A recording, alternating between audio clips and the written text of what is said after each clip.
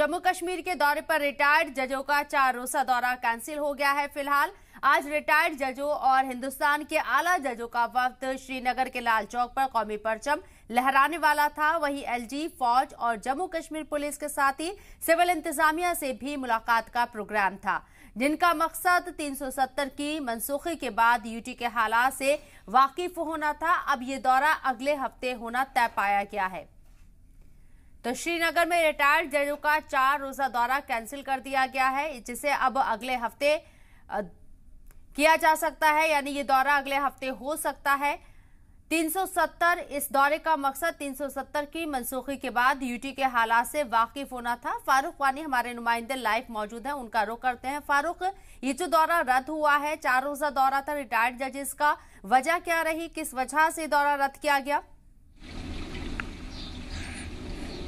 देखिए, 4 रोज़ा दौरा उनका था। 16 से वो जम्मू कश्मीर का दौरा कर रहे हैं और जम्मू में उन्होंने जो जम्मू कॉलेज है वहाँ के छात्राओं से भी बात की और वहाँ छात्राओं को भी संबोधित किया। इसके अलावा बार एसोसिएशन से भी जो मिले, वहाँ पे उनके वकला से भी उन्होंने बातचीत की। और आज उनका जो प्रोग्राम था कश्मीर घाटी था। पहले उनको श्रीनगर के ऐतिहासिक लाल चौक पे तिरंगा फहराना था, लेकिन जो डॉक्टर आदिश सी अग्रवाला हैं, जो अध्यक्ष हैं बार एसोसिएशन ऑफ इंडिया के, जो सुप्रीम कोर्ट के हैं, तो उन्होंने कहा कि उन्हें एक थ्रेट कॉल मिली। वो उधमपुर आ रहे थे तो बीच रास्ते में उन्हें थ्रेट कॉल मिली और उनको कहा गया कि वो झंडा नहीं लहरा सकते। अगर उन्होंने ऐसा किया तो उनको धमकी सीधे तौर पर मिली। अब फिलहाल उसको अननोन नंबर से कॉल आई है, ये उनका कहना है। उसके बाद उन्होंने अपना दौरा जो है रद्द कर लिया है, वो वापस चले गए हैं। उन्होंने ये भी कहा कि वो इस सिलसिले में प्रधानमंत्री और केंद्र मंत्री को एक लेटर भी लिखेंगे जिसमें ये बातें उनको कहेंगे। और उससे मैंने पूछा भी कि क्या आपने इस सिलसिले में जम्मू कश्मीर पुलिस को सूचित किया, तो अभी तक उन्होंने सुबह मॉर्निंग में जब उनसे बात की तो उन्होंने कहा अभी उन्होंने जम्मू कश्मीर पुलिस को इस सिलसिले में सूचित नहीं किया है।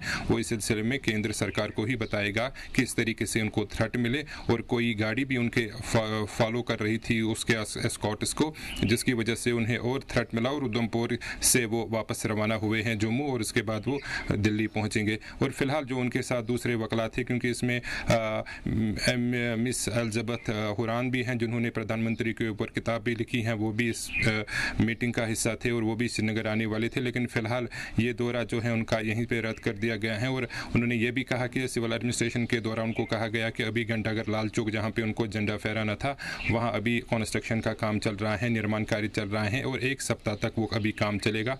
उसके बाद काम मुकम्मल होगा तो वो वापस आ सकते हैं। और उन्होंने कहा कि वो दोबारा आएंगे और झंडा फहराएंगे ऐतिहासिक घंटाघर के पास।